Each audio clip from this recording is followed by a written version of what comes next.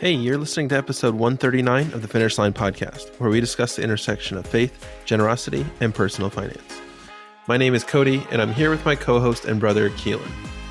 Today, we're talking to Kate Williams-Whitley, Chief Impact Officer of EIG Insights, which provides customized consulting services to nonprofits to help them identify their core theory of change and ensure that they are measuring the correct metrics to understand their impact.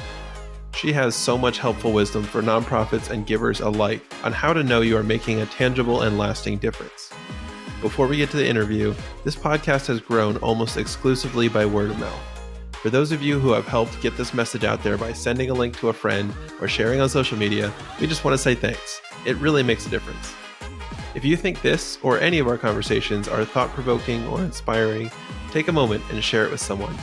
We've been blown away at how God has used some of these stories to make a radical impact in the world of generosity and missions, and you can be a link in that chain. All right, let's get to the interview.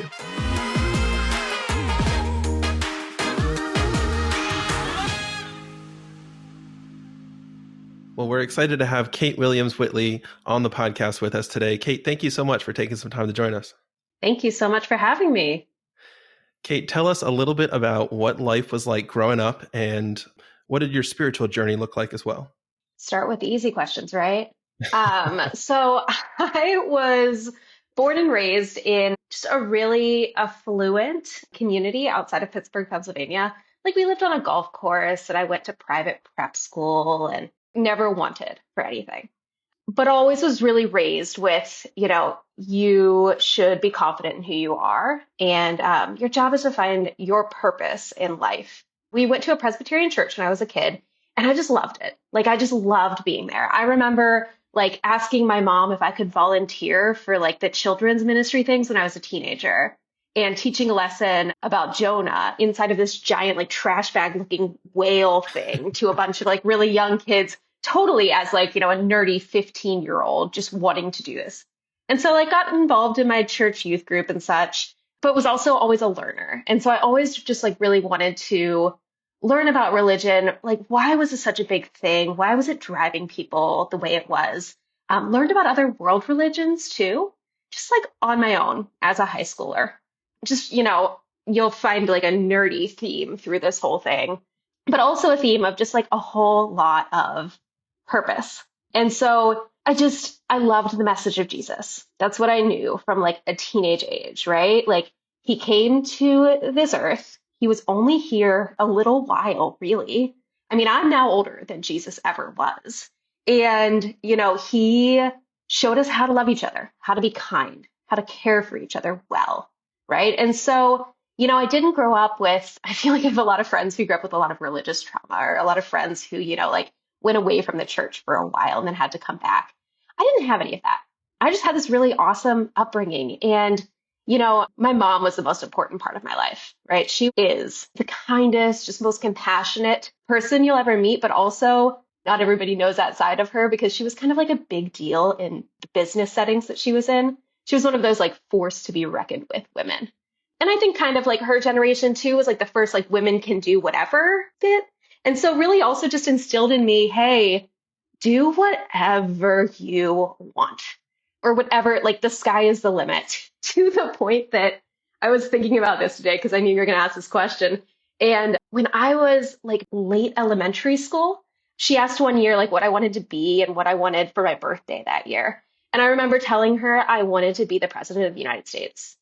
And so she legitimately got me like an encyclopedia-sized textbook on all of the past presidents of the United States. And she said, okay, well, here's the deal. To get any job, you have to like read the job description, understand who came before you, and be prepared for it.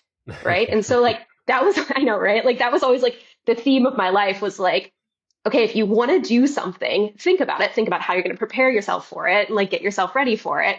Years later, I like lowered my standards and thought maybe I'd be the Secretary of State. And then like one more really important part of my childhood that's really kind of brought me into this nonprofit space and generous space too, is my grandparents. So my mom's parents are just the coolest people. And I could probably spend an hour talking about them. But my grandfather, William Lashide, my grandmother, Nancy Lashide, he was a doctor and like a doctor in the Korean War in those MASH units that like he was a small man and like would go from like the tiny little like foxhole to the next to like legitimately save people's lives in the center of like trauma things. But came back to Pittsburgh and became a dermatologist and then just lived their whole lives in the medical field. He was a doctor and my grandmother was a nurse.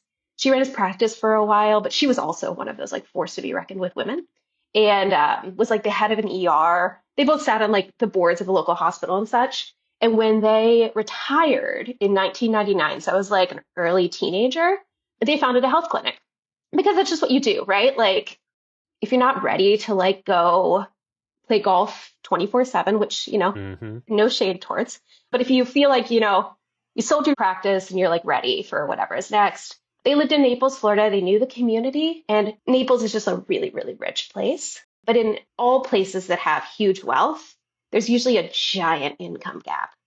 And so Naples just has this huge community too of immigrants and then just people who do all the service work for, resorts or people's homes or lawn care, construction, all of that.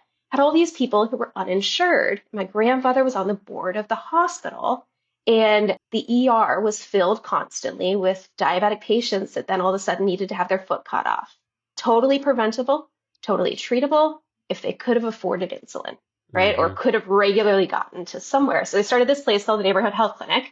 I remember the hospital system that he had been the chair of the board of rented them a little space in like a little strip mall right across the street for $1 a year, I think.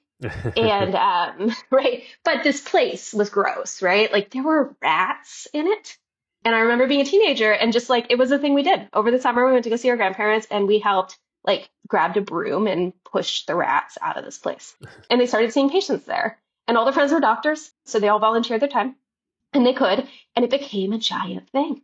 And so my mother not too long ago left kind of the corporate world and joined as their CEO or as their president now. And was the CEO for a while and is the president now and just, has taken this tiny little like thing to this huge, they own like an entire city block in Naples, Florida. And you can go to the center and you pay, I don't know if this is still accurate, but for a long time, you paid 1 hour's wage because they wanted people to have skin in the game. There's also a lot of research that says like people are more likely to use a mosquito net for anti-malarial treatments if they pay $1 for it or something super affordable, but like shows that they're part of it. And so they used, like everything they knew about practice and a good research base and like created something that really works and that they knew was going to be great. And so you can go to this facility now. It's like an entire block long and it has everything from like, basic diabetes care. And, you can see all sorts of different specialists on different nights. They have an entire pharmacy. They're connected to a dental clinic and a radiology clinic. You can get a mammogram on site. Like this place is better healthcare than I've even ever had. And, my mom built it to be this just like giant thing that serves the entire need of the community. I recently joined the board of the organization too. But it just like, this is, I don't know, when you say like what in your early years kind of drove you to be who you are, like how did God shape that? I never had this like, I wanted the American dream and then ditched it. Or like, I thought I wasn't going to make it and had to do, some weird odd job. I was really privileged to always have like the ability to stand in that place of what do I do well and what does the world need? And how can I merge those? And how can I like help see this beautiful kingdom of God that Jesus talks about on earth? And so, my faith has driven all of this for me. And, I never really had that period of walking away from the church. So I've switched denominations a couple of times. That's like my biggest craziness. But we raise our kids now. I have a 5 and a 9-year-old and we go to church at our local church, but also like really try to make sure that we're teaching them to serve and teaching them that it's not just about like a couple check boxes on, a salvation card or a couple check boxes on like what you're supposed to do, but also about like how God sees everything and is part of all of it. And, there's no easy way out. You need to live a life that is truly embodying of who Jesus taught us to be. Yeah, certainly a lot of foundation there. I can see how a lot of that would really have a strong impact on anybody kind of coming up in that atmosphere. So walk us through some of your early career. Where, once you got out on your own, where did you start out and how did God kind of use some of those steps through the way to where you are now? You know, I, in the nerdy vein, also was the president of the Future Business Leaders of America at my prep school academy. And, had a part-time job at an Ann Taylor because those were the clothes that I preferred to wear on a regular basis as a 17-year-old also. If you're unfamiliar, that means I was a 17-year-old walking around like in a full suit most days because I thought that was cool. But I was just like really serious about, I'm gonna like, I don't know what I'm going to do, but I'm like, I know strategy. I love operations. Like business comes naturally to me. And I have this funky thing. I've never missed a question on a math standardized test in my life. Right. So like, I just like God wired me like in a very, standardized tests also say that I kind of can't read, but like I have a very like one-sided brain of that just comes naturally. So like, what was that going to mean for me? And before I even hopped into my career, I like deciding what I was going to do in school was big. I started off in engineering because I had gone on this mission trip to Malawi, and that was important to me. And I like that cemented I wanted to be in international development. And then I found a undergrad degree in a business school that focused on nonprofits. So did that for a little bit. And after undergrad, I took a job that was actually very formative for me at a consulting firm. And most of the consulting firm did like government contracting and such. But the CEO of the consulting firm was very connected in the Jewish community of Pittsburgh and did strategic plan coaching for nonprofit boards. And she just happened to like me and would take me along. And so I was, like right out of college and would take all the notes and then like, put into graphics the 5-year plan that they do. And I don't know if other people have had this experience, but like all of a sudden you're young and you're out there in the real world and you're like, oh my gosh, where are the adults? Like they don't know anymore than we do. And they were lovely people with like the best hearts, but like all of these like prestigious boards were making decisions on a gut impulse or like a really cool story or, something they kind of heard or they had an experience when they were a teenager and that was shaping what they were thinking. And it was, the early 2000s in the middle of the data revolution. And data was getting cheaper to get. And like there was data in corporate world and not quite yet in the nonprofit space. And so that just really cemented for me, not only that like Malawi was that for sure it's international development. What is that? But then that job at that consulting firm really cemented for me. Oh gosh, these people need some data to make decisions. Because can you imagine being the CEO or like the head of that board or even sitting on that board and saying like all these people have stewarded resources to me. It's my job to make sure that they're going to the right places. And with what? Right? Like that's a whole lot of self-confidence to have to just make a call on.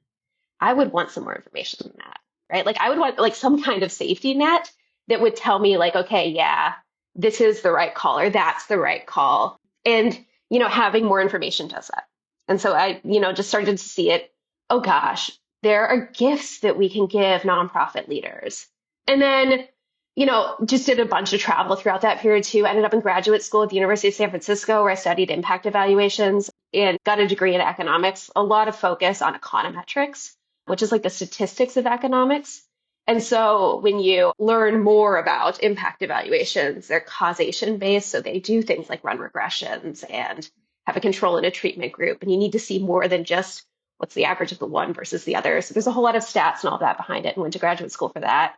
And then lived in Rwanda and Malawi and Nigeria, a couple other places all through that, running all kinds of different studies in the international development space. And that kind of led me into this career. Kate, before we dive into what you're doing today, can you share a little bit more about your experience in Malawi and what led you to the clarity around the fact that international development was somewhere that you needed to be involved? Sure. Yeah. Well, the church that I grew up in had done a project in Malawi where they had built a water filtration or a water system that actually built an entire reservoir that had the capacity to have pipage linked to like 6 or 8 different communities nearby, right? So this is like a giant reservoir that they built from a water source up in the mountains in Malawi. And so it was in between high school and college. I went and some super well-meaning missionaries had seen a bunch of women carrying water on the top of their heads and kind of said, oh, we've got to stop that. We're engineers. We know how to fix this problem for you. And so they went into the community, they built this giant water system. And when they came back a couple of months later, it wasn't being used how they thought it would be used. People were leaving taps on. They didn't know how to do it. It turns out women really liked going up to a central site for the whole afternoon with each other. And it was like a source of exercise. And I mean, maybe they didn't want to carry that amount of things, but like people were still going up to these sites, both because there was like a cultural element in there and because they didn't really totally know how to use the piped water or all of it. And that was super eye-opening. What we did that summer, the whole point of being there was to figure out a community-based solution. So we spent some time with the community and learned that actually their biggest need was that there was mass starvation when there wasn't a great crop yield, because they were just so agrarian that if they didn't get 2 good crop yields every year, like there would be famine in these communities. And all of a sudden we had piped water. And it turns out it's not that hard to figure out irrigation once you have piped water. And so I went into town, found a local expert, bought a couple books and a bunch of like just hoses to create like the easiest low cost solution with guidance from this local expert. And it's like, I don't know if you have ever seen somebody siphon gas out of a gas tank or something. It's the exact same principle that you can like just build troughs in your land this way with tiny little hoses and irrigate a huge amount of land. And it was just a new way to make sure that they really kind of proved themselves away from having these drought periods or famine periods from the drought. But it all taught me very quickly that, oh gosh, when we just like implement something that sounds smart from our Western ideal or our just like outsider view, gosh, that doesn't go well. Right? Like water foolproof. Of course you need that. Wrong. And so, very quickly it was oh my gosh, not only do we need to make sure that like everything's done well and locally and like community based, which was really key there, but also that summer I learned that there's a lot of local talent, right? Why would I go and take away an engineering job from this like engineer that was in town and like we could pay him $100 to teach us how to do all these things? So was that the move? Or how could I find myself a career that was additive and not duplicative, right? Like I'm 5'1". I'm not walking into a place to like build a building for you. I have terrible like DIY skills. Don't make me repaint your church. Like don't send me in to do things that like really you should pay somebody local who doesn't have a job, who like needs the work, who all of that can do. What skill can I develop that's going to be helpful to local implementers that they're going to need? And so just, as I kind of progressed in that career journey, learned more at that consulting firm, learned more from like boards and from traveling and seeing, and then doing just a ton of reading. This was all kind of during the time, so you're going to know exactly how old I am through all of this. But, William Easterly and Jeffrey Sachs wrote books back and forth, kind of debunking them. Does aid work? Does it not work? Is like a top-down approach worth it? Is bottom-up approach worth it? And then in 2010, Esther Duflo gave this giant TED Talk. And just a couple years ago, she won a Nobel Prize for what she's done with randomized control trials in the development sector. And all of this was just like building a base towards, it's not just like a blanket, does it work, does it not work, right? Something that works in one community, in one place, in one way, it's not a guarantee that it's going to work in another community, in another place at the same time, right? Because people are really complex, but there's a ton of ways to study it to see if it's working or not. And so all of that work that Esther Duflo did to say, okay, the same way we test to see if, a new drug is working with a control and a treatment group and a randomized control trial, we can do that in a social setting, right? So if they were in Malawi and the Malawians had come to them and said, hey, we know that we have this famine issue, right? They could say, okay, here's a couple ways to combat it. Our solution was bring a bunch of pastors together to teach them irrigation, show them how to do this, and then they could go teach their communities. But I could probably come up with 5 or 6 other ways to, through a water system, combat famine, right? It's not the only logical solution. So you could test a couple different solutions with this, right? Keep a control group, randomize a couple options of other interventions, and then see at the end of the day which one a year later had prevented or, had increased crop yield enough to create some local stability. Right. So all of this science was starting to come up and was starting to be a thing. And we could see that it was going to start shifting the development sector. At that point, private public partnerships were a giant deal. It shouldn't all be like money being done to you. Like it needed to be kind of local. And then there's a big debate too about like community driven versus evidence based, which one. Turns out the world's not black and white, and turns out everything's gray and somewhere in the middle. And so, it all kind of has come together to create more of this evidence based. But anyway, that was a long winded way to say that everything about Malawi shaped my history or my like way forward, including that I'm probably not like the person that long term needs to live in the village and not have a toilet. I'll live in central Nairobi, but anyway, long story short, it was big for me. Yeah, well, I can hear so many themes, related to what you do now, right in that story. So why don't we dig into that then? Tell us a little bit about EIG Insights, maybe how the company came together and what you do there. Well, what led me there was that I then spent, I think, 11 years of my career at Compassion International, where I helped build really their first measurement system. And it was great because they were, when I started about 500 million a year, when I left over $1 billion a year, and just, huge growth period for them, but also just a place that wanted to learn, was willing to invest in evidence.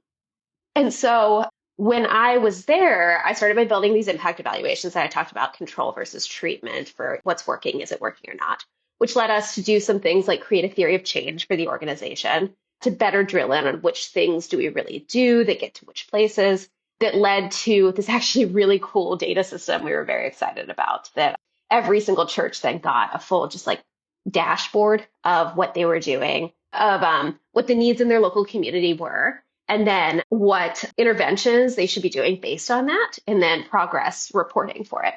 And one afternoon, I was asked by the CEO, I was a vice president at that point, asked by the CEO to come in and give a pitch to some potential big donors on this cool dashboard we had done. I was feeling some wrestling in my heart at that point. I'm a builder. I love innovation and change in building things. And I had built this thing that now needed to scale and roll out. And so met with this big donor. It turned out to be Al Mueller, who runs Excellence in Giving. And he loved it. And we all had dinner afterwards. And in the parking lot after, I vividly remember him asking this question: what if we could do this for all other nonprofits? And I just thought, oh, that's what I'm after, actually. I love measurement. I love data. I love science. Secondary only to good effectiveness, right? Like I'm in this to help change lives, and I'm in this to help improve the overall human condition. And I think the most strategic way to do that is good data, right? So like a little different than you would think.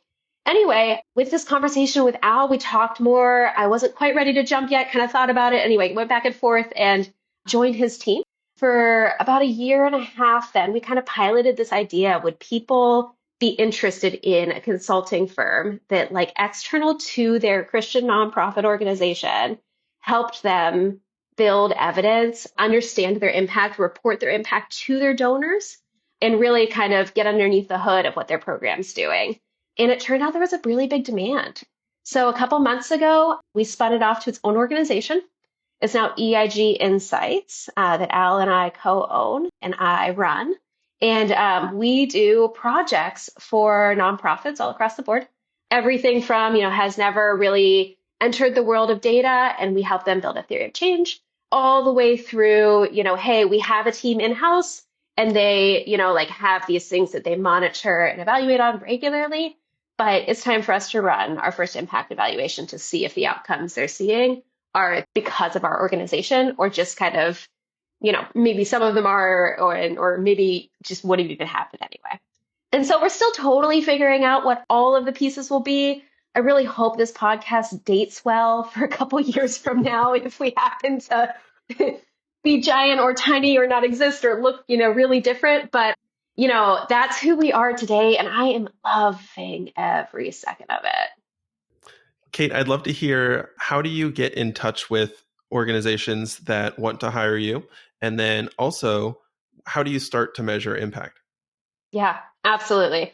So, you know, the Christian nonprofit world is giant and tiny in that a lot of organizations know each other. Al obviously has a giant network from having run EIG for a couple of decades. I had a rather large network though, too, it turned out. I helped forward the Accord Research Network from the Accord Christian Alliance of Christian Nonprofits, Christian International Development Nonprofits. And then for years, I taught a course on impact evaluations at Eastern University, a master's program that was teaching mid-career professionals how to do impact evaluation like this in an MBA program. And so I think both of us had formed these like pretty nice networks. Al sends a ton of people our way of like, he was feeling the need from a different lens of he had major donors who were skittish to give to organizations because they didn't have enough data, right? And so that's like a very different angle from our angle of organizations already knowing that they themselves internally need to have more data. We've also done a lot of like kind of digging under the hood of organizations of what do they measure, how many, all of this. And there is a financial stunting that happens for organizations that happens very clearly if they don't measure enough. They just can't really get the bigger donors. They can't really venture into the foundation space. And it really kind of stunts them. And so, we have organizations come our way through our website, through LinkedIn, through connections, through all of that. Or also we've had a lot of clients pass along information about us to other people. And then how we measure them, like how we like start to understand what they need. Everybody's pretty different, right? So like we just did an evangelism child discipleship program in Zimbabwe. I also am on my way to Texas next week to help an after school program there. And we worked with, like a foster and adoption care agency a couple weeks ago.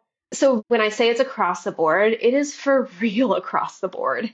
What people do is very different. So there's no plug and play easy system. This makes running a business around it really tough because everything's totally custom. I wish we could say, hey, measure these 5 things in the Christian development space, and you're done. But anybody that tells you that is, selling you snake oil. And so I think it's just really important to know every organization's got to have a theory of change. And what that means is it's just like, hey, what activities do you do that line up to the big mission on your website, right? Like if you are, ensuring that every person has water and has access to water and sanitation across all of, northern Uganda, well, which things did you choose to get them there, right? Like you can do boreholes, you can do filtration systems, you can do education programs on why it's important to have water, you can do tablets, you can do, like there's a whole list of all sorts of options. And then 2, to get people to actually uptake new things like clean water, you got to do a lot of education on why it's safe. People don't just put stuff in their bodies that they like don't understand and trust. So, there needs to be parts of your activities that are not just water-based, but that are also like community engagement or, if there's a spiritual discipleship element or something that tells you, hey, these are the activities that line up to how we're going to get to the ultimate outcome and then the ultimate impact. And so we initially just kind of assess organizations on all over just like Zoom calls like this of, hey, what do you already have? Do you have these couple elements, like a theory of change, like a measurement framework? Are you measuring just up to outputs or outcomes? Is it compelling to your donors too? Are you coming our way because, a billionaire said they were interested and then they walked away because there wasn't enough information?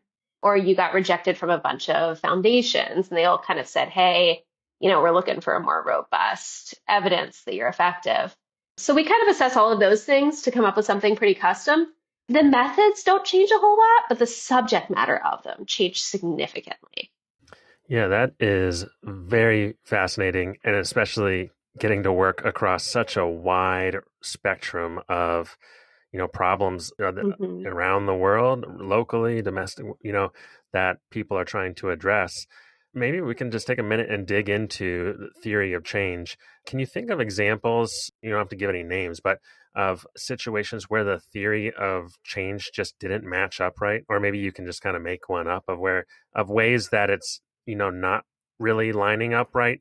And then how you try to get that to better match up. Because it sounds like from what you're saying, that is really kind of the foundation of all of it. And if you don't have that piece right, then any of the things you're doing after that are probably not going to be falling in line either. Totally. I mean, the first thing that comes to mind is just the right sizing of all of it. I've seen some organizations with some pretty audacious goals, right? Like bring all people to Jesus or, like alleviate poverty in this place. But the activity is, two-parent education courses or, a Bible study training they do for an hour that trains local people, but without a whole lot of follow-up for it. So the thing we see the most is really just like giant goals with activities that don't like logically, sequentially get you all the way there. And, that's the easiest problem to fix, I think, because you pick one or the other. Either you're picking these are the activities you do and let's right size your mission, or here's your mission. Let's get you some more programmatic elements that are going to get you all the way there to your goal. So then, assuming you have a working theory of change or that you have gotten to that point after a couple of Zoom calls, then what's the next step, for an organization that maybe has very little data to go off of? How do they, start moving towards actually, figuring out if they're making any progress? So after you determine what your theory of change is, right? So you have these like couple activities you're going to do. The piece I kind of left out before is if you Google theory of change, they're a little bit different all from each other, but the consistent elements that should always be there are that you track your assumptions. So why are you somewhere, right? Like if your mission is to reduce extreme poverty, right? And the World Bank defines extreme poverty as under $2.15 a day, right? And that is your stated mission. We work to reduce extreme poverty. It used to be $1 a day and then went to 125, then went to 190. It is now 215. So if you, old school heard people say under $1 a day, that now has been updated to 215. So if you're working to end extreme poverty, your assumptions need to be that there is extreme poverty, that extreme poverty is a place that you can reach like in a cost-efficient manner for how you do it, right? And that, that the people want you there, right? Like real basic things. It's the first part to measure because what if you started in a community 30 years ago and they were in extreme poverty and now over time they're doing not great, but a little better, like people are eating pretty consistently and moms are able to feed their babies. Maybe they don't have enough meat frequently or aren't as nutritious as they should be, but it's no longer considered extreme poverty, right? Your assumption's gone, so your whole theory of change is off, right? So like you just have to keep those assumptions in check that, that they want you there, that there is extreme poverty. And then you look at what activities are we doing? And then after you look at what activities you're doing, then you start measuring the inputs and the outputs. So then what are you providing? And then what are you expecting that people got? Which is just real simple. So, any program should be able to put up on a big whiteboard, hey, here's our ultimate mission, and let's work backwards or forwards to how do these activities link up to this mission? You've got to have your assumptions and your activities and your inputs and your outputs. And then comes the fun part, outcomes and impact.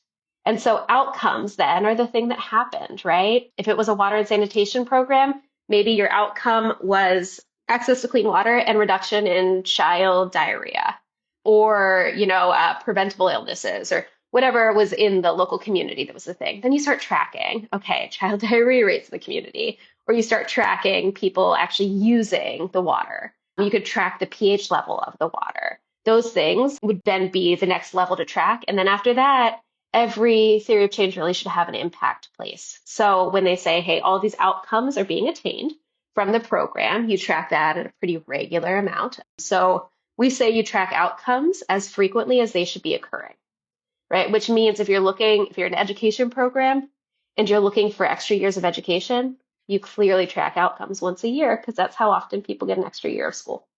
Right? If you're a farming program that's looking for, better seasons, you track it seasonally for what was the crop production. This is stuff that should be super logical to a lay reader of okay, well, you shouldn't be every 2 years tracking if crop was okay or not because crops happen more than that. And so you should be measuring those sorts of things. And then periodically you should be checking in on your causation impact to say, hey, if these outcomes have attained, so people are getting an extra year of education, or there are better crops, then you just want to make sure that you run an impact evaluation that shows the reason that happened was us. And what's so important there is that there's a lot of reasons something good could happen in the world. And if you're out there both like claiming it to the marketing community or claiming it to your donors that, hey, all these things happened exclusively because of you, that feels a little bit shady. But also, you need to know how to make the right strategic choices, when to close down a program, and which program elements are still working, all of that. And so what you'd want to do is find yourself a control and a treatment. And it's much more complex than that. J-PAL holds the highest standards these days on what is considered an impact evaluation. It's an institute run out of MIT. And they qualify certain impact evaluation methods. And so previously, people had just been saying, hey, let's measure what happened to people before they were part of our program and now after, or maybe even before and after our program, and then a couple years after the program. I don't know if you have time for my tangent here, but I was in Kenya in January and just had this like wild aha moment that, gosh, the first time I came to Kenya was 21 years ago, right? I'm now all of a sudden old enough that like I can make statements like that. It's wild. And we got on, like in the airport looks really similar, scarily similar, but you got in this truck and we went over this giant bypass and there wasn't big traffic. And then we drove on an entirely paved road 4 hours north, a journey that I'd taken several times before that used to take 8 or 10 hours, was on a dirt road and had potholes that like, no matter how young you were, your back hurt, right? And so like just wild infrastructure change and development. So that that's changed kids' school enrollment also, right? Like that like that is an indicator of overall life has changed in a place. So if you happen to be an infrastructure project and you're trying to take credit for all these things, or you're an education project and you're trying to take credit for all these things, turns out that over that time, there were other things happening. And so, that's why it's so important to have a control group in what you're looking at, because if you're just looking at the people in your program from before they were there or beginning to end or all those pieces things, you're going to miss out on the fact that there's A, other good happening in the world, and B, you're going to over-report what wasn't actually your success. And I think just as a Christian, I think that that's the hardest part. Nothing gets me more than over-exuberant marketing, which I understand how we've gotten to this place. It's very hard to get the next donor dollar. It's very hard to like set yourself aside in a really competitive landscape. But also stewardship and making sure that it's totally accurate is very important. And so, all of those parts are part of a theory of change, are part of a logic model that goes underneath the theory of change that really just fully describes how you're getting to the place, and that it is a solid idea and an idea that's going to produce, the right outcomes and solutions. Kate, I'm curious, there's all kinds of different things that you could be measuring. Can an organization stretch itself too thin trying to measure a bunch of different areas when really they ought to be focused on one or a couple? And I think we've heard from a number of organizations that integrate, like you talked about earlier, they integrate both physical and spiritual components of the work that they do. Mm-hmm. Do you find that Sure. certain areas are harder to measure than others, or can everything be boiled down to like, here's the outputs, here's the outcomes? Anything that you can define well for me can be measured, right? So like the thing is that always then gets like kind of flipped back on the organization. If an organization says, hey, we want to measure spiritual development of someone, we'll say, absolutely wonderful. What does that mean to you? Right? Like what fruit do you think you would be seeing if you saw somebody that was spiritually developed? Like, how would you like that to be interpreted? And so as long as it's well defined, a big thing in this space actually is spiritual measurement. And I think that's one of the things that sets EIG Insights apart from other organizations too, is that we have quite a history of measuring spiritual development. I was actually part of a team that worked on a tool out of Fuller Seminary called the MDAS, the Multidimensional Adolescent Spirituality Index. It's a survey that you can add into the surveys that you're already doing that measures not only religiosity, but transcendence and fidelity. And so what I mean by that is like, I've heard a lot of different pastors and preachers and leaders. One of my favorite CEOs used to say, hey, we need to make a test that the Pharisees can't pass, right? And so the whole idea is that religiosity, attendance, right? You could go to church 10 times a week and leave church and cut off somebody in traffic on your way back and cause a 5-car crash right behind you, not even turn around and notice and like keep going and just kind of like be whoever you want to be out there while still attending. Or you could be somebody who goes once a week and is a deeply transformed human who lives your life for Jesus and, like has this great prayer life. And the reason that you pray is for closeness to Jesus. And, those things are really different. And so, yes, we can measure spiritual development for sure. We just really need to know how much of that do you think is religiosity? How much of that is transformation? What do you as an organization want to see in those places?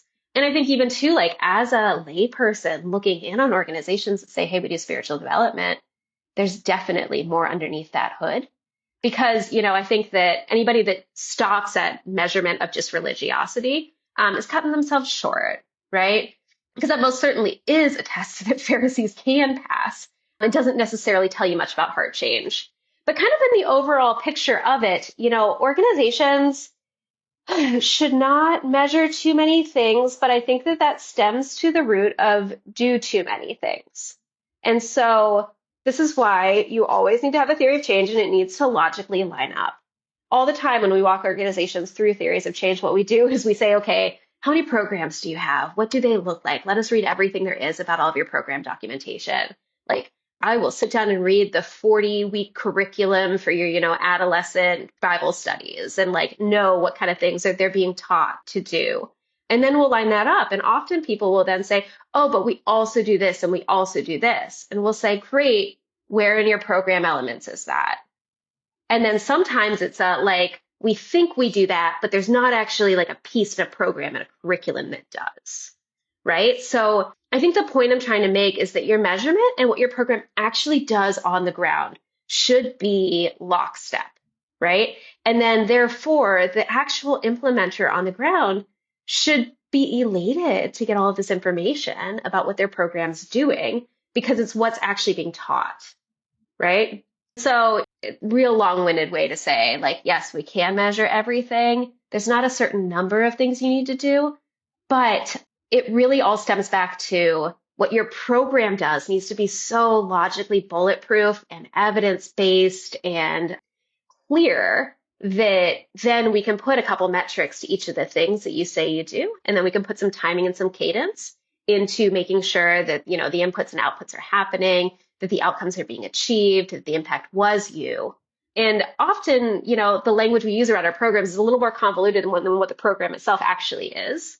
So, just tightening all of that up is really the first step in the whole thing. And this is why I kind of say at the beginning that impact data is, I think, the biggest gift to a leadership team that there could be, right? I mean, what is more strategic than your organization creating your 5-year plans around what actually happens in the field and what your program actually looks like? And then everything is supporting program. And then everything is, measuring up to it and ensuring that it's happening. And then you're watching it happen. I think it would make my nighttime anxiety much less if I was the leader of those organizations. And hopefully it does for, our clients and everybody out there that does as well. So this is super interesting and helpful in kind of just building a framework around what I think is a lot of nebulous ideas for a lot of people in general, but especially a lot of givers in trying to just know, in my giving, am I actually accomplishing anything? So in trying to translate that, how would you, think about working through kind of backwards through some of these things as a giver? Maybe you've identified some of what your passion is in terms of what you're trying to accomplish through your giving. You don't have the side of, having an organization that you run and you can kind of change and move around and implement different things, unless maybe you're coming with some significant resources and can kind of help to institute that through some of your giving. But assuming that that's not possible, then how do you think through kind of, as you're looking at a couple different organization options, maybe, what kind of things are you as a giver looking for to know, am I actually accomplishing what I'm hoping to accomplish with my giving? Well, I don't want to send my brain too off course on this, but first, I just love the way that you phrased all that too, because I think that that's how people should be giving, right? People should be thinking about, okay, what is important to you?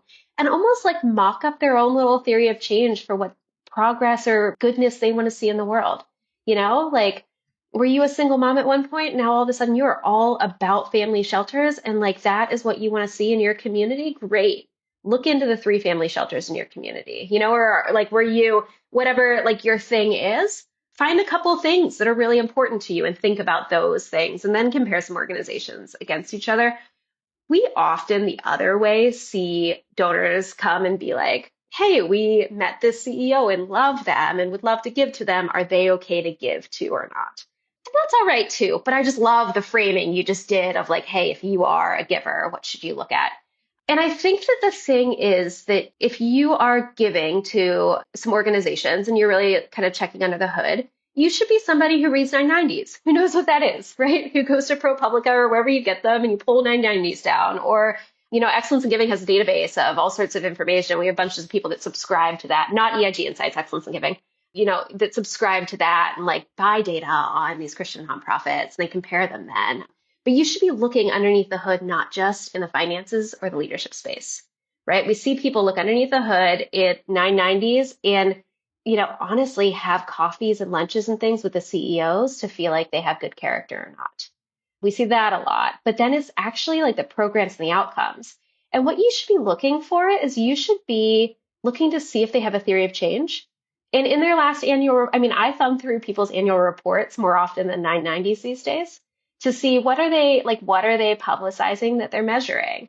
And in annual reports, I think the biggest red flag is that we often see people either have no data about the program and only sharing stories, which I feel strongly that both should exist, right? Like you should put human faces to data. Absolutely. Because otherwise it's just really hard to envision, right? Like more homes are sold that are built than are sold from home plans. It makes sense. You want to look, you want to feel, you want to see what it really is like.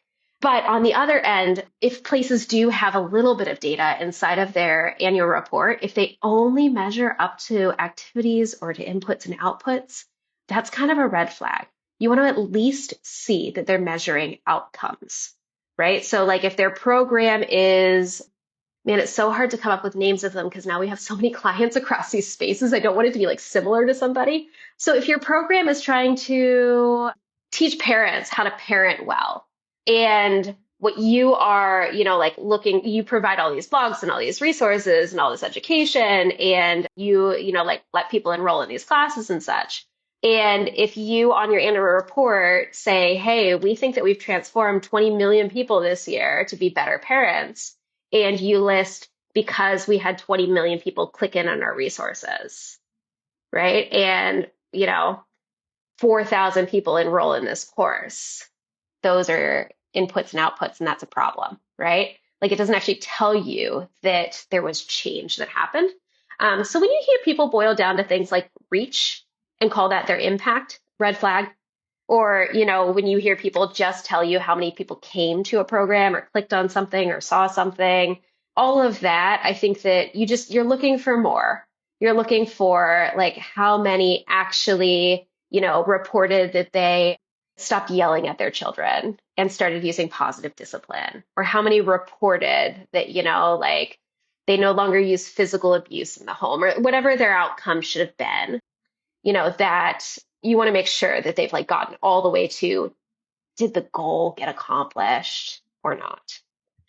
Yeah, that's super helpful. And when you say red flag, do you mean that, so I'm thinking, let's say you have one organization that is reporting high levels of, I guess, outputs is the right term of, Okay. we're doing these things. And so the numbers are impressive. And then you have another organization that numbers wise, doesn't look as effective, but they're measuring much higher level kind of measures of change.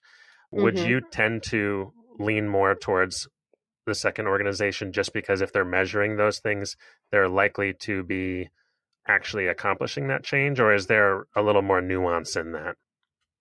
Well, I think that it's an input, not an output, but easy thing of like how many people in that. But I think that the only thing you'd really learn from that is scale, right? Like one's bigger than the other, I think is what we learned there. And one does more robust information gathering than the other. And so I would often go with the one that has more information gathering, that gathered outcomes.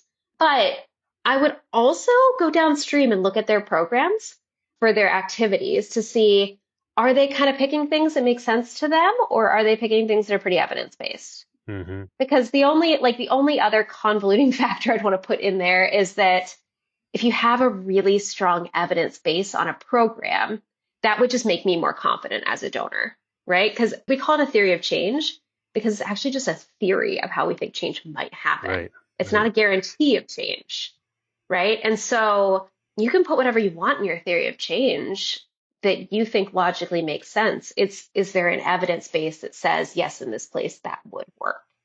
So, I mean, it's not like a really quick, easy answer to it, but I would say, it depends on the size of your gift. It depends on what you're doing. A really cool phenomenon that's been happening lately is we have found a couple major donors have come our way and asked us to like provide research for an organization that they're either thinking about joining the board of or thinking about giving a big gift to, and not as a like external due diligence piece, but they are gifting the organization money to spend on research. So the organization has skin in the game of like, no, we're going to use some of our time and our like energy to like investigate this too. But beside that, I mean, that's a big thing. And then foundations too are doing things like that are saying like, hey, we've got a couple organizations that we think might be great. So we'd like to give them, a little bit of a block grant or like a small incubation something, or it's March 2025, so USAID is in the middle of all of its things, but it had this great program called DIV. And DIV, what it did was if like we're still in more like what they called startup phase, they give you like a smaller grant. And then once you'd proven with an impact evaluation that it was working, they'd give you a bigger grant, right? So we're seeing that happen across the way. And so, if you're looking at giving big money, definitely if there's not data there, I wouldn't immediately just say, don't do it. I would just say, is there something that you feel like you can do to contribute to help them build a system Mm-hmm. that would A, make you feel better and B, make them better? Or, there's also great people out there that are doing some due diligence of these things for you. I listened to a bunch of your podcasts getting ready today, and you did one with Lane Kipp. Mm-hmm. All access. Yep. Yeah, I don't actually know him, but I feel like I should. And podcasts are so funny. Like you feel like you like spend an hour hanging out with somebody and you're now buddies, but you've never actually met. Like they do a bunch of vetting of things too. So Yep. another thing I tell my friends to kind of look at is, hey, look at foundations or places that you trust that put a bunch of money into due diligence, right? Like Dovetail Impact Foundation, I love them. Check out who they fund. Maybe fund some of those people too. Give to Lane at All Access or look at who he funds and do some of that too. Or Mm-hmm. when in doubt, cash transfers are some of the only things that are universally proven to work well across the board. So give directly's out there and find a community or a place that you know and like and, all of that. But anyway, that was more than you asked for. But kind of from the donor end, there's a whole lot when you're like considering a bunch of different charities that you really need to dig into, use your whole brain. Don't stop at the finances. Look underneath the hood, ask some tough questions, and don't throw the baby out with the bathwater if you're considering something serious and they're interested in being a learning organization. I just want to highlight that again of what you said, because that might be super relevant for somebody listening right now. If there's an organization that you really love and care about, but as you're hearing this whole hour conversation, you're like, I don't know that all of that is there for this organization that I really think is doing something incredible. Mm-hmm. They just don't have the numbers to show it. What a powerful way to, as a giver, to come beside them to say like, hey, let's pull in EIG Insights or whatever to get some better, robust data behind this. Because I know that whatever gift I put in to do that is going to unleash multiples once other people can really see what I've been able to see with my own eyes. So I mean, that's just a super powerful kind of multiplier strategy, I think. And I've seen it happen. We've had like a couple clients that this has happened for, and it never crossed my brain of like, that would be a thing. The thing I think that's really important is we make it all go through the organizations, right? It's like they need to sign up for this. They need to want this. They need to be interested. Mm-hmm. And it goes through them. It's been really cool, actually, and a really like fun surprise that God just kind of like plopped out there. So how do you think about sustainability of an organization or an intervention versus the actual like impact metrics of how many people are being served and stuff like that. And I think about kind of in terms of, requiring constant external funding or getting to a point where a community is kind of financing its own work being done, or there's other models like impact investing using kind of market forces to keep something going, but they all might have different levels of how many people they're affecting. How do you kind of think about the interplay between those two categories, or are they like fundamentally related? I think that what's a little bit tough is as you're talking and is there a connection between these two? I'm like, yeah, there's a connection. Plus there's like a third really important element in there, if not like a fourth or a fifth. But not every problem is going to be like solvable in the same way. I guess is where I kind of want to start, right? So like it's going to be way cheaper to like diagnose and treat my like 5-year-old with asthma. Like you're going to diagnose them, you're going to get them an inhaler, we're probably going to be good. Than it will be if like, you see somebody with cleft palate, right? And if you are looking at all of these things as like one person served, go hit all of the asthma cases in the world because you're going to be able to hit more people with that. And it's a sustainable thing, right? You'll be able to create something that's like a lower hanging fruit problem that like maybe then like a community can start like training somebody in-house to know the signs of this. And maybe the pharmacist can just start selling like inhalers or something. But a cleft palate is always going to need an external surgeon to come in and solve, right? So like just there's different levels of problems. And I think we need to put different expectations on things, right? So like you can't just say, when I was coming up, microfinance was the answer and it was going to be the like gold standard to all things. It was going to work everywhere. Turns out nothing works everywhere. And I feel that way about impact investing now. Can impact investing be the sustainability silver bullet to the world? Sure, in some causes, in some places, right. Or like can locally led development be the answer to some things? Absolutely, in some places. But there are just like each problem and each like way of solving those problems is going to be different. So, we never want to create dependency culture on things that can be done in a local community in their own way, in wonderful ways. But we also need to recognize that like we need the entire world to solve some things. And so there are some causes that probably just like can't be locally totally wiped out. My favorite doctor is an American. Thank God he moved to the US and has like fixed a lot of things for me. And why would that be a bad thing for a child in Malawi to have a traveling doctor who performs a surgery for them, right? So like it just, or somebody who just moved there to learn the skill or whatever the case in that situation is.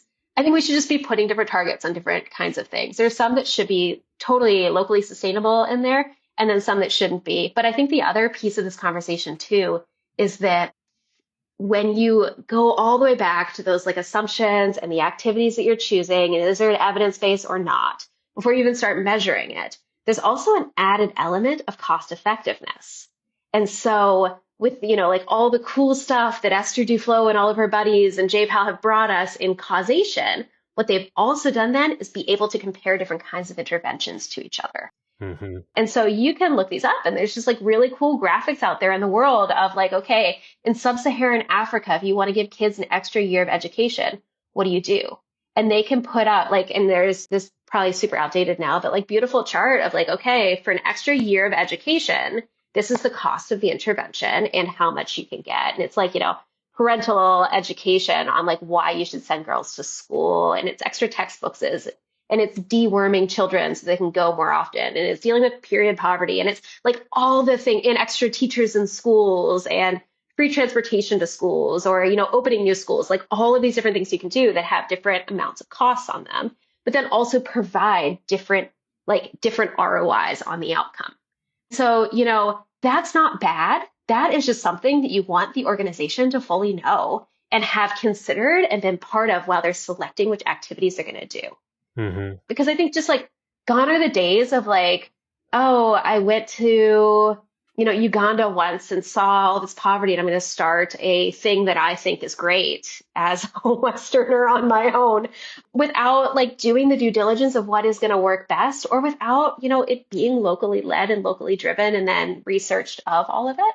And so, in the like sustainability versus impact measurement of all of it, you just need to be it all still needs to tie back to the theory of change, right? And the sustainability of an activity or of an intervention can build into your theory of change, right? Because like your organization's goal or the goal even of, if you're a larger organization that runs multiple different things, you need multiple different theories of change, right? You need them for each, if you run a, youth development center, but then you also run like a pregnant moms and babies center, and then you also run like a water and sanitation thing.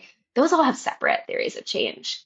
And inside of them, they'll have different things. And you might want to create a water and sanitation theory of change that includes local sustainability as one of your tracks. We actually just did that for a client. And part of their program for water and sanitation was that they are a Christian organization. So they wanted to see spiritual development. And they obviously wanted to provide clean water. They wanted education for how to use that water and how to like actually reduce vector-borne illnesses from it. And then they wanted to make sure that there was a sustainability plan, right? Because this stat might be outdated too, but at least half of all water boreholes in Africa a year after they're dug are then pretty useless. And so it might be more or less these days. I don't know if that's still being funded to track or not, but like that could be part of your sustainability plan, is not just that we don't need money outside anymore, but did we train people to know how to fix them? And have we then also set them up with a market and some kind of like, a lot of water and sanitation programs, especially just water programs, will then do things like it's not free. It's, the equivalent of 50 cents for you to belong to the community and have a key to unlock it, or, the local community knows it. And then any pooled money is part of that sustainability plan so that the local person who knows how to fix it can keep a small income and can also then get tools to fix it into the future. And so they're not disconnected things at all, right? It all kind of needs to play together and be part of like the bigger picture. And this is why I kind of said, hey, I started all of this because I wanted nonprofits to run really well. And you really can't do it without these, theory of change that fully lines up and program model that makes sense, and data to know whether it's like actually happening how you think it's happening or not. Yeah, that's a really helpful framework. And, it just got me thinking about a lot of different things. But something you mentioned early on, I know this isn't necessarily what you do in your immediate scope of work, but I would love to hear your perspective on, as givers, how should we think about selecting the problems that matter most to us? Because, they're probably, I know that there's a difference between one problem and another in terms of, how many people that's going to affect and what kind of effect it's having on them, that sort of thing. And maybe you can't speak for all givers, but maybe for you, how do you kind of think through that? And if there's any kind of generalizations that kind of help people to guide, especially somebody who's coming into this being like, I have some kind of vague thoughts, but I don't really have something that I'm like real passionate about right now. Well, I think, data has never been easier to find or more available, and information also. And so, just like start educating yourself, right? Listen to more podcasts, think about, like learn more about what's really going on in the world and what people are really struggling with is the first thing. See if that sparks anything. But also, I think much deeper than that, I think start asking yourself some tough questions, right? If you're a Christian giver and you want to give in a Christian space, are you okay with a program that's run inside of a church? And that's the full Christian element. Do you need it to be a program that includes a bunch of prayer in it? Or do you need it to be a program that actually does full on evangelism and salvation, and that's a program marker of it?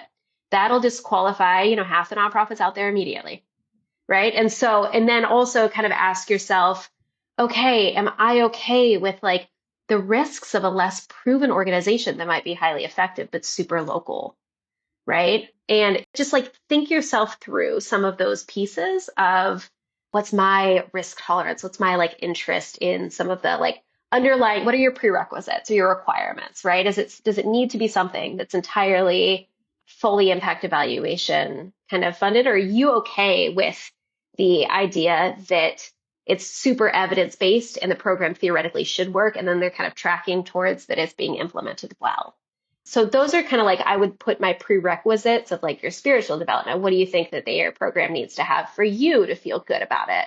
And I know Christian givers that are like really great with a program that's not highly evangelical, but is like ministering to people through the local church, and they are hearing the gospel, but they're not being asked the major question. And I know some that will only Hmm. give to places that, like you need to have an evangelical element to it. And it is, you need to be tracking how many souls are saved. Like those sorts of things can get you at least a prerequisite list. And then, I think too, it's just sort of if you are truly one of those people that's like, hey, what's the greatest need in the world? Head to extreme poverty, right?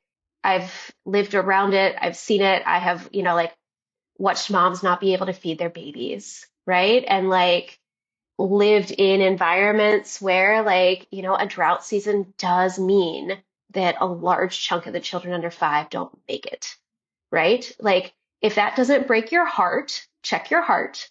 So, like if there's nothing else, start with the very most basic of needs of things. And, food, water, shelter, a little bit of safety and a guarantee they're not going to die from something totally preventable.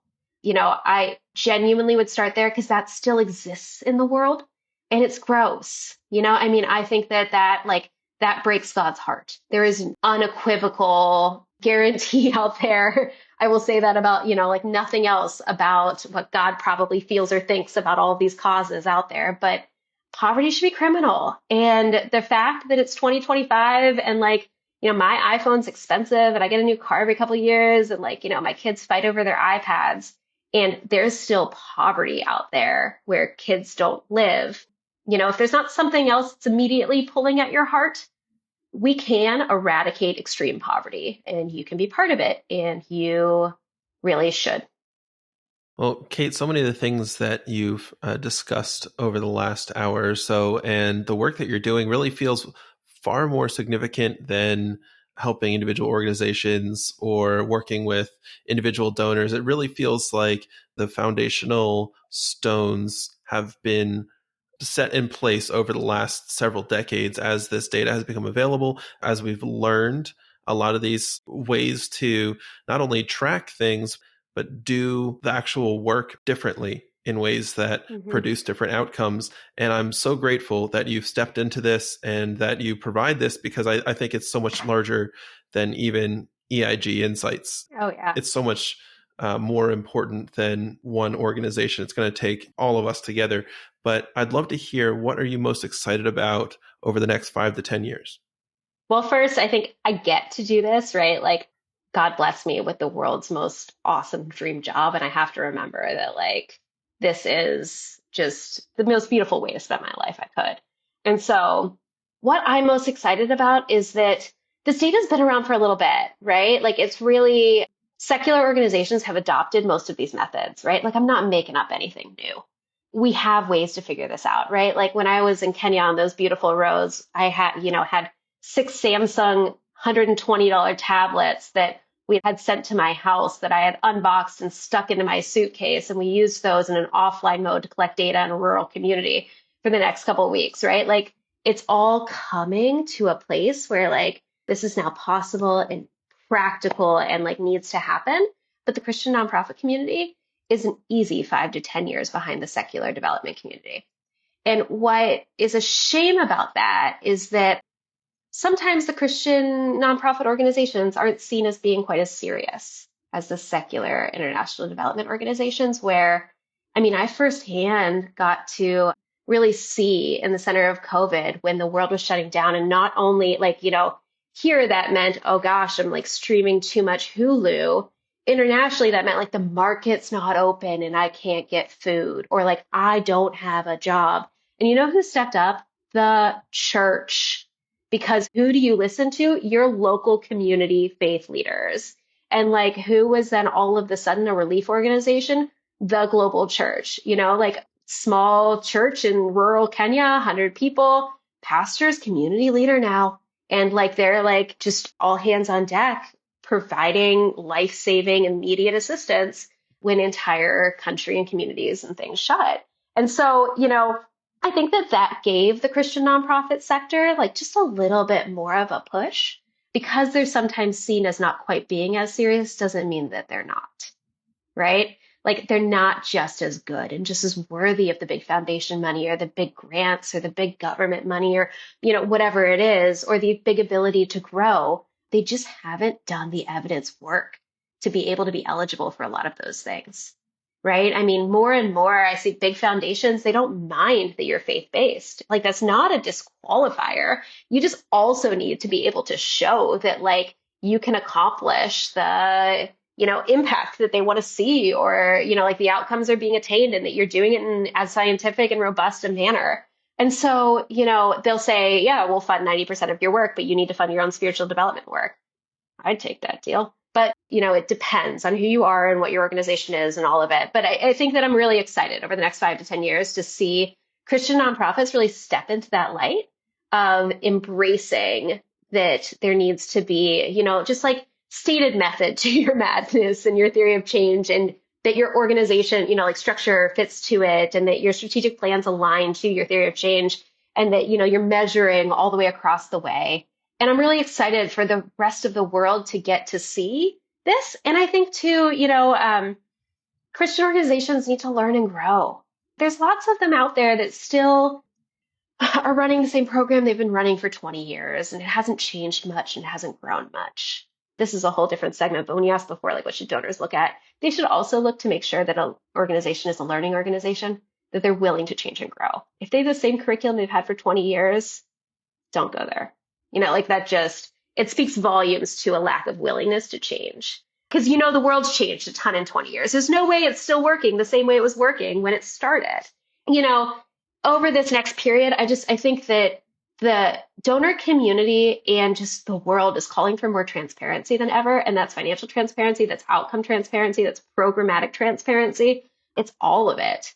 And so I'm hoping that Christian nonprofits step up as much as we're starting to see them, and wanting to say, no, we're not going to shy away from this. We're going to step into it because we believe that God's doing great work in these places, and we shouldn't be scared of measuring what God does, right? I mean, if he gave you a calling and a mission, why would he not make that actually come to light? And, all we're doing is going in and saying, hey, did you get an extra year of education or not? Yes or no?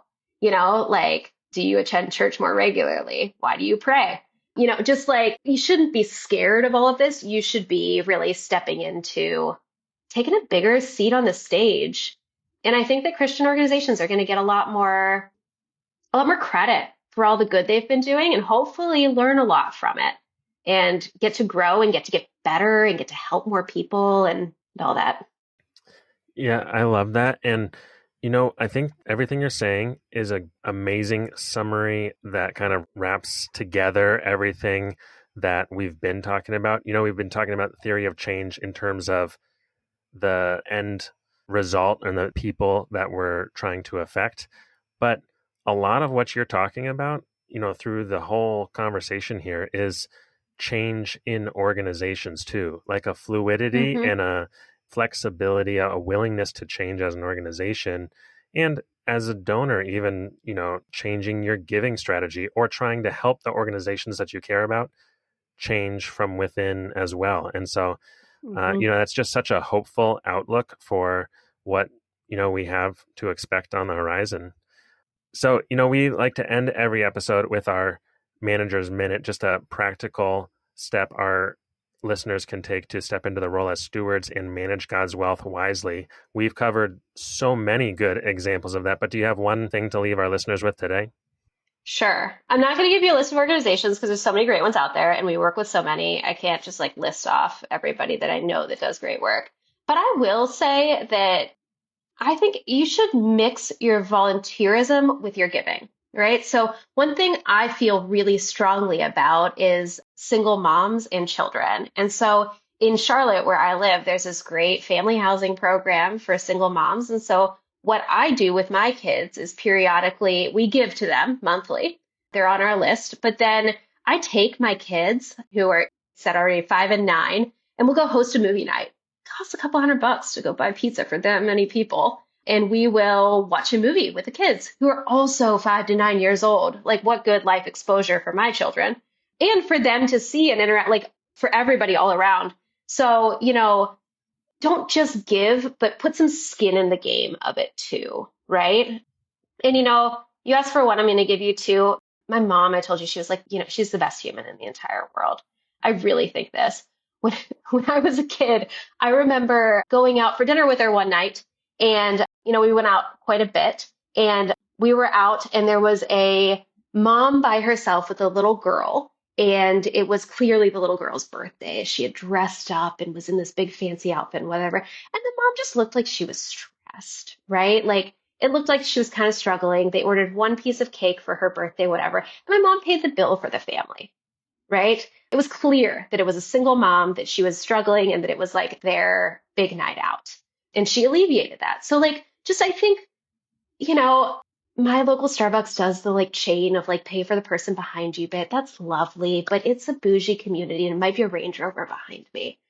Find places of need in your local community or around that you can just give to and just kind of help out with. And, call your local school and see if there's a big thing that, somebody around needs, or just the places that you're already giving, the communities that you're already ingrained in, just go a little deeper financially and emotionally.